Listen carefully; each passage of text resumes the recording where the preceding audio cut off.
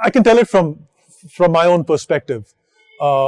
So when Turtle Story was done, it was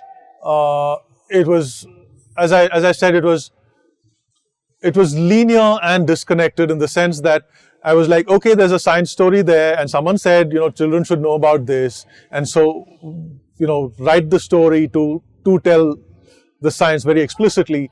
And I had little or no engagement in the production of the illustrations. The artist read the story and produced stuff that looked beautiful, and I was like, it looks beautiful, and that was the end of it.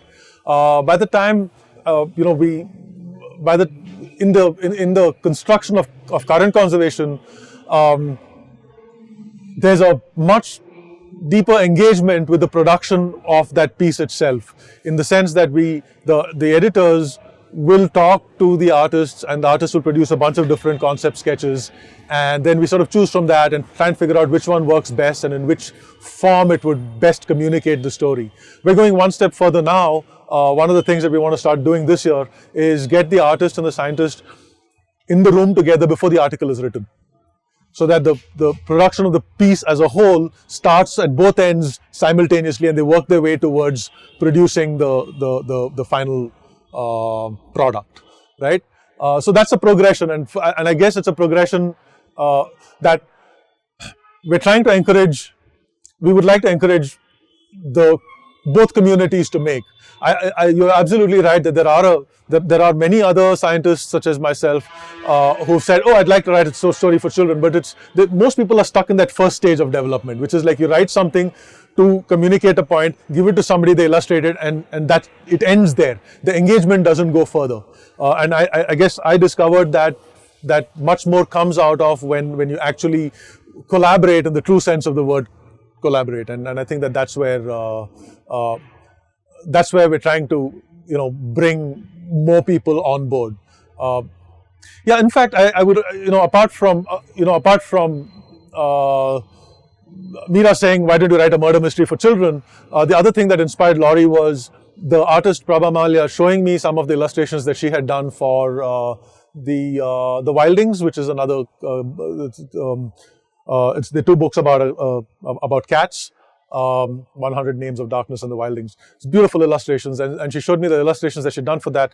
And in some sense, the story was constructed around the idea of illustrations that would look like that. So I would say that that even that was not a true collaboration in that sense of the word, but to a certain extent, the style of the writing, the length of the story, the trajectory of the novel came out of what the images would look like, because I had a mental idea of where that was going.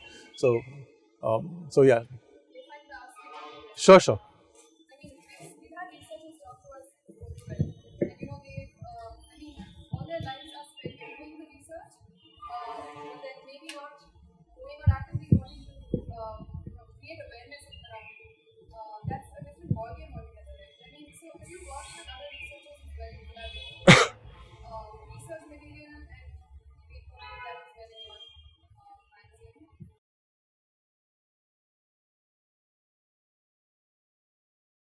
So current conservation is for a global community of researchers and students. So we invite and have articles coming in from students and researchers from around the world. I guess our online content is read internationally, but our hard copy mostly goes out only within India. Nevertheless, regardless of what the readership is, our goal is to have the content as sort of broad and wide, globally sort of wide as possible.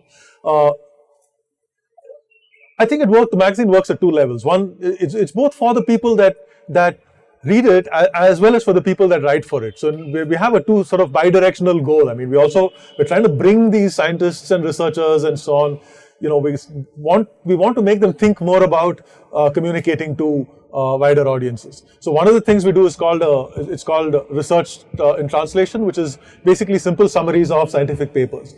And what we've been doing for the last more actively for the last few months is getting people in universities across the world to get their students and young students, undergraduate students, graduate students, to write these summaries. So we're trying to get students at the earliest stages to not just think about writing, dense scientific articles which nobody will read, but also simpler things that can reach out.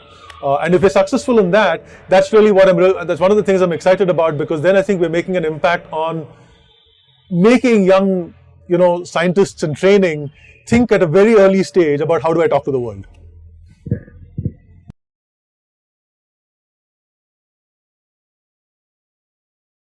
Urban ecology has become quite a popular sort of field of research, as well as a sort of as an area of conservation.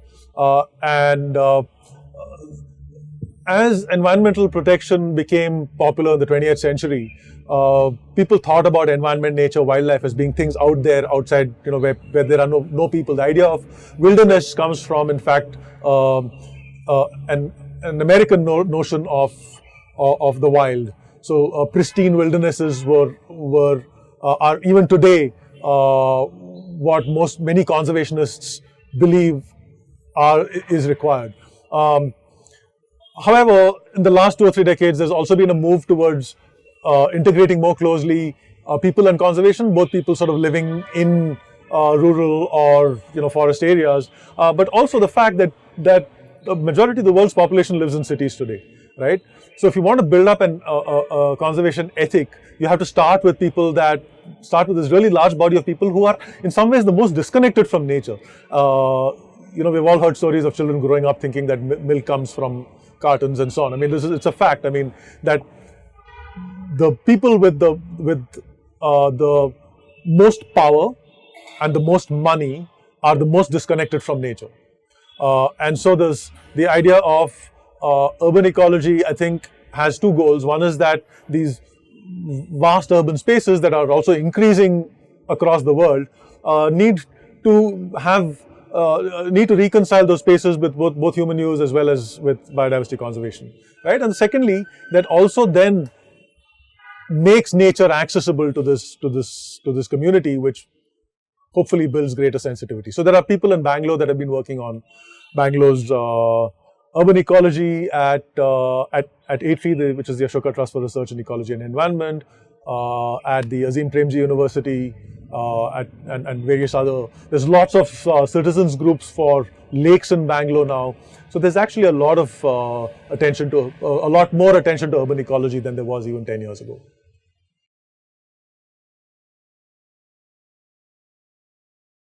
Well, I should confess that I've written non-fiction from even earlier, fiction even from even earlier on. So I've been writing plays and short stories and so on. But most of my writing up to that point, the fiction had very little to do with nature, wildlife, environment. It was sort of random and separate. And so when I wrote my first children's story, it was. I think I was under the misguided impression that the story had to be led by the science, and then I rediscovered my love for writing, and then I said, forget the science. The science will find its way in. That's secondary. But the reflection is that if people begin enjoying the art of telling the story, then they're going to write more interesting stories. Honestly, I've read a lot of children's books about wildlife and nature, and some are spectacular. A lot of them are awful, and they're not awful because they have bad illustrations or the grammar is bad or anything like that. But they just completely lack imagination. And I've got to confess that my first one, the turtle story, really does lack imagination. It completely lacks. It's a hatchling that goes out and does exactly what real time. Apart from the fact that the hatchling has a voice, there's not an iota of imagination in it. And so when I discovered that I was enjoying it more because I was, letting the science come secondarily, I felt that this is something that we have to draw people into. And scientists aren't going to sort of, I guess, if it took me 3 books and 10 years to realize it, then it's going to be even harder for people that haven't, thought about doing it at all.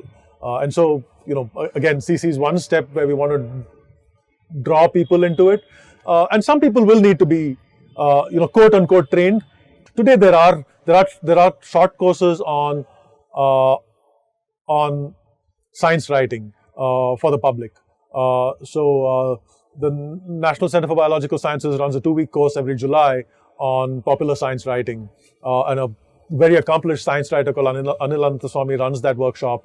And many people that have come out of that have finished their PhDs and gone on to careers in science journalism instead of science. So that one step towards writing something more creative, there are. I don't actually know of ones that actually go multiple steps in that direction yet, but yeah.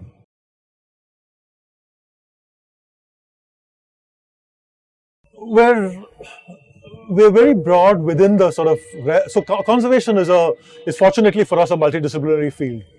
So it includes ecology, environment. There's a lot of quantitative elements in ecology. So mathematical models, statistical models. So we've had articles cover all of those natural sciences.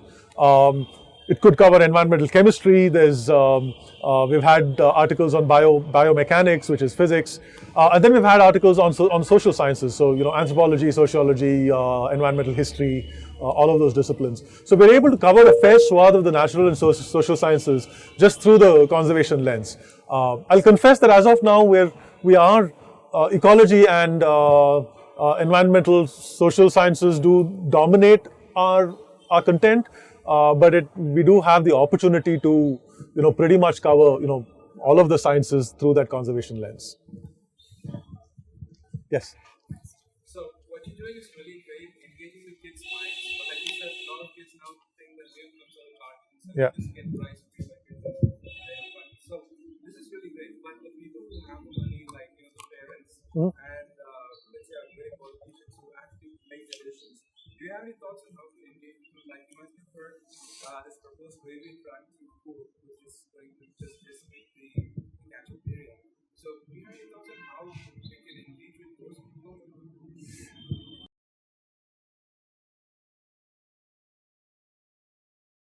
We don't directly engage with the parents through while we don't directly engage with the parents. I think parents, especially if you're writing for age groups that need to be read out to, certainly that's, you are hoping that there's some, that you're making a connection with them.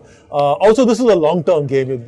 I think that most of us believe, rightly or wrongly, that catch them young, right? So these kids are going to be, grown-up decision makers at some point of time. And I think we're doing a lousy job, whether it's children's books or whether it's environmental education programs, whether the work that NGOs do. We're actually doing a poor job of reaching out to people at a large scale. Even now, the reason that I really liked Pratham books as a concept is because they do simultaneous translation in about 10 to 12 Indian languages. Because otherwise, most of our stuff is only reaching the English-speaking audience. So we have a very narrow, set that we're reaching. So I would start by saying, even with children, and this is one of the things that one of the programs that Dakshin has is really sort of scaling up environmental education in the country and reaching out to people in, through the government school system, eventually across the country. But we've started in the key states where we work. We we've started a program in the Andaman Islands, and we're exploring other areas. So I would say that's something we're not doing as well as we should. Politicians, I have no idea, man. I think one has to take hope in the fact that things have changed in 20 years. While one may bemoan the fact that that Terrell's president, sorry Terrell, doesn't believe in climate change, the fact is that unlike 20 years ago, a bunch of states said and a bunch of cities said, we don't care what the president says, we're going to do what the right thing for the environment anyway, right? So in some, at various levels of society and government, there has actually been an internalization of the importance of environmental issues. And if you ask me, is there a path forward for India? And I think that we, on one hand, one has to one has to address the top, but one has to strengthen many of the other layers of government as well, from village level governance upwards, and that is what I think builds resilience in societies. But I think that I might add that my children's books are probably at the right reading level for most politicians.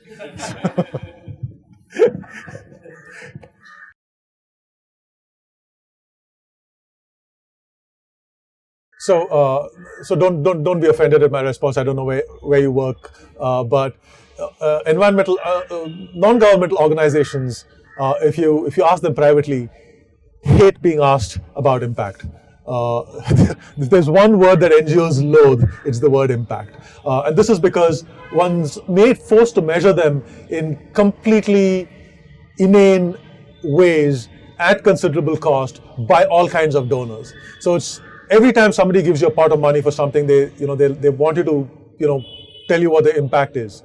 And the problem with impact is that it's impossible to separate out the effects of what you're doing from all the other effects in society.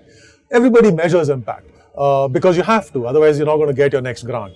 But one does it in ways that are absolutely, to my mind, meaningless and do come at a cost. I'd like to replace the idea of impact with the idea of values. Do we as a society value something? Do we value knowledge? Yes. Do we value that knowledge being widespread? Yes. Does society value art? Yes. Does society value arcane jargon? No.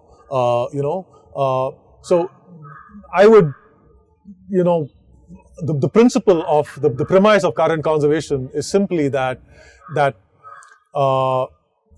more people are likely to pick it up, and if not anything else, tell us that you produce a really pretty magazine, than will ever look at a scientific paper. Does that have an impact? I hope so, and I believe it does, and I believe intuitively we would all agree that it should. But I'm going to get away. I'm going to try and get away from the idea of talking about impact as a tangible.